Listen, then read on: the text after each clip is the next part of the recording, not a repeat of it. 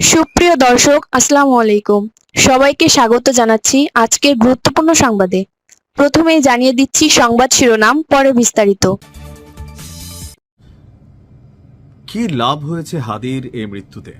আমরা যারা content creator আছি, কিছু কন্টেন্ট বানাতে পারছি, রাজনৈতিক দলগুলো কিছু প্রোগ্রাম সমাবেশ করতে পারছে, কেউ বা হাদির নাম বেচা এখন চেতনার ব্যবসা করা শুরু করছে। আর এই বিষয়গুলোতে আসলে দিন শেষে হাদিরা অকালেই প্রাণ দেয়। 2400 যারা প্রাণ দিয়েছে, কাজের কাজ কিচ্ছু হয় নাই, শুধু আওয়ামী লীগের পতনই হয়েছে। আর যাদের জীবন গেছে এদের পরিবার ভিক্ষা করবে 4 দিন পরে। আপনি দেখেন এই বাস্তবতায় সামনে আসতে যাচ্ছে। কেন কথাগুলো বললাম? যতগুলো ম্যাসিভ ঘটনা ঘটে বাংলাদেশে, যারা এই দেশের জন্য জীবন দেয়, দিন শেষে তাদের অর্জন কি? আজকে মুক্তিযোদ্ধারাও অনেকে বিপদে আছে। বর্তমান বাংলাদেশ প্রেক্ষাপটেই একসময় তারাও দেশের জন্য লড়াই করছে, কিন্তু আজকে 5ই আগস্টের পর বিভিন্ন সময় মুক্তিযোদ্ধাদেরকে নিয়ে কটূক্তি করা হচ্ছে, আর আমরা সবাই বাবা হাততালি দিচ্ছি, কেউ ডরে চুপচাপ আছি। এটাই হচ্ছে বাংলাদেশ। হক কথা বললে গুলি আপনিও খাবেন। আচ্ছা, কথা বলছি,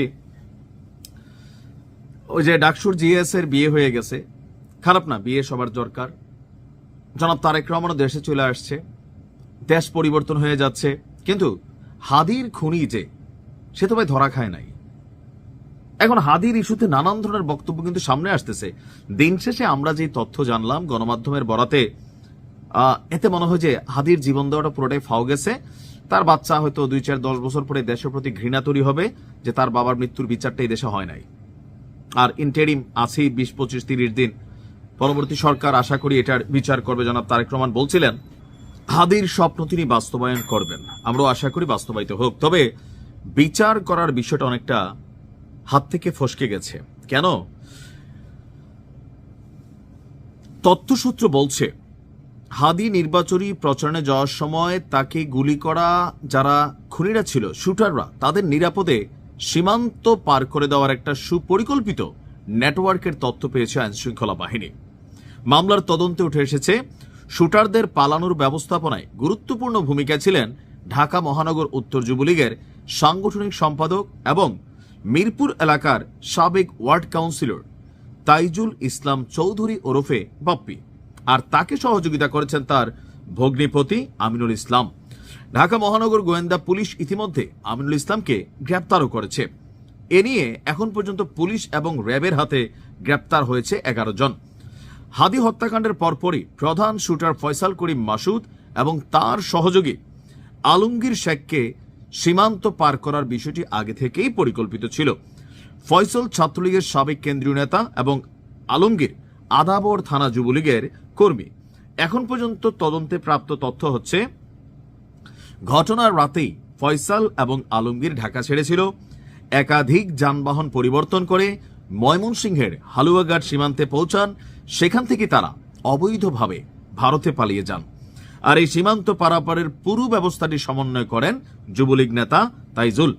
তিনি তখন নিজে ভারতে অবস্থান করেও দূর থেকে টোটাল এই গেমটাকে কন্ট্রোল করেন। তথ্যসূত্র বলছে হালুয়াঘাট সীমান্ত এলাকায় টাকার বিনিময়ে অবৈধ পারাপারের সঙ্গে যুক্ত কয়েকজন দালালের সক্রিয়তা রয়েছে। তাদের একজনের নাম হচ্ছে ফিলিপ স্নাল, তার বাড়ি সীমান্ত সংলগ্ন ভুটিয়াপাড়া গ্রামে। তদন্তে পাওয়া তথ্য মতে শহীদ হাদিকে গুলি করার কিছুক্ষণ পর তাইজুল তার ভগ্নিপতি আমিনুলকে ফোন করে জানান তিনি ভারত থেকে ফিলিপের সঙ্গে যোগাযোগ করতে পারছেন না। তখন আমিনুলকে নির্দেশনা দেওয়া হয় যেন দ্রুত ফিলিপের সঙ্গে যোগাযোগ করে জানানো হয় ওই রাতেই দুই ব্যক্তিকে সীমান্ত পার করাতে হবে। আমিনুল ফিলিপের সঙ্গে যোগাযোগ স্থাপন করে বার্তাটি পৌঁছে দেন এবং বিষয়টি তাইজুলকে নিশ্চিত করেন। এরপর তাইজুলের নির্দেশে আমিনুল তাৎক্ষণিকভাবে ফিলিপকে 5,000 টাকা পাঠান। সেই অর্থের বিনিময়ে ফয়সাল এবং আলমগীরকে সীমান্ত পার করে দেওয়া হয়। তবে ফিলিপ জানতো কিনা যে এই ব্যক্তি কারা, যাদেরকে তিনি মাত্র 5,000 টাকার বিনিময়ে সীমান্ত পার করে দিচ্ছেন। কারণ সীমান্তে আমরা জানি মাদক কারবারি চলে, চোরা কারবারি চলে, এরকম আদম কারবারি চলে। সামান্য টাকার বিনিময়ে তারা এপার ওপার করে দেয়। এটা ভারতেও একটা গ্রুপ আছে, বাংলাদেশেও একটা গ্রুপ আছে। তারা আসলে ব্যক্তি, ফেস, আইডেন্টিটি, আর ঘটনার দিন তো শুটার ফয়সালকে আবিষ্কার করতে লাগছে 2-3 দিন, তাই না? তো সেই ক্ষেত্রে নিশ্চয়ই ফিলিপ জানতো না যে সে কাকে পার করে দিচ্ছে।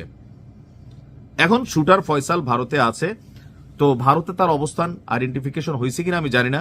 যদি হয়, বাংলাদেশ সরকারের উচিত হবে তাকে বন্দি বিনিময়, যে প্রত্যর্পণ বন্দি বিনিময় চুক্তি আছে, সেই চুক্তির আওতায় তাকে ফেরত আনা।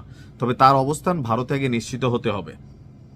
আর আমি বিশ্বাস করি ভারত সরকার আগামীতে যারাই সরকার গঠন করবেন, অন্তত এই ব্যাপারে তারা সহযোগিতা করবেন। আওয়ামী লীগের ইস্যুতে করুক না করুক, এটাতে করবে। আমরা চাই খুনির দৃষ্টান্তমূলক বিচার। মত ভিন্ন থাকবে, দল ভিন্ন থাকবে, রাজনীতিতে ভিন্নতা থাকবে, কিন্তু ভিন্ন দলমত কোনো ব্যক্তি কথা বললেই তাকে শেষ করে দিতে হবে, এটা আসলে কখনোই শোভনীয় না। যারা এটাকে বাহবা দিচ্ছেন, কালকে আপনার সাথেও তা ঘটতে পারে। ভালো থাকুন।